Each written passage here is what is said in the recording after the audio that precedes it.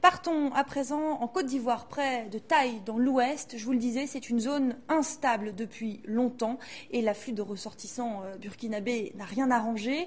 Des casques bleus y ont été tués, une région qui est, de l'avis de tous, la zone la plus explosive du pays. Reportage TV5 Monde d'Ange Herman Niani et Herman Dogo.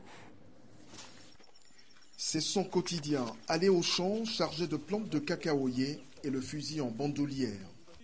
Si nous surprenons des gens qui viennent voler nos poules, on les tue.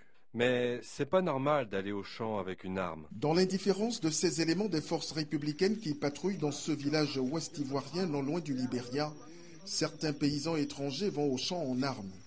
Ce qui inquiète le chef de ce village que les autochtones ont déserté depuis les récentes attaques. FSI, ils fouillèrent même des maisons, prennent si vous avez calibre, ils prennent ça. Ce qui fait que les étrangers ont des fusils, les autochtones, pas un qui va avoir l'arme à la main pour aller en brousse. Mais ce qui inquiète plus encore ici, c'est l'afflux massif et incontrôlé de ressortissants burkinabés qui occupent les forêts et les plantations de cacao des populations autochtones en toute illégalité et en toute impunité. Nous sommes très inquiets parce qu'on ne sait même pas, c'est-à-dire on n'a même pas un effectif de ces personnes qui arrivent, on ne connaît même pas leur identité. Ça, on ne sait pas ce qu'ils veulent. Nous-mêmes, nous pensons à une invasion. C'est la crise qui est venue et nous diviser. Sinon, les Burkinabés, même s'ils viennent en grand nombre, il n'a plus de problème. Il ne pose pas de problème avec quelqu'un. Voici les Dozo.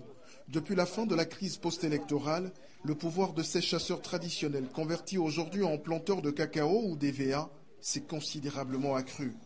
Ils sèment la terreur, exproprient de leurs terres des autochtones impuissants et résignés.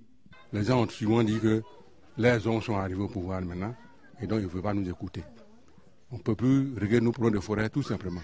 Parce que ceux que nous avons accueillis pour des rangs de terre, pour des cultures, sont souvent devenus des dozos ou des supplétifs ou des FSI. Alors, vous allez régler un problème forestier avec quelqu'un qui est en fusil, vous ne pouvez pas. L'Ouest ivoirien n'est plus aujourd'hui un long fleuve tranquille. Théâtre d'affrontements politiques, c'est aussi la plus importante région de cacao et d'EVA, objet de toutes les convoitises, donc source d'instabilité.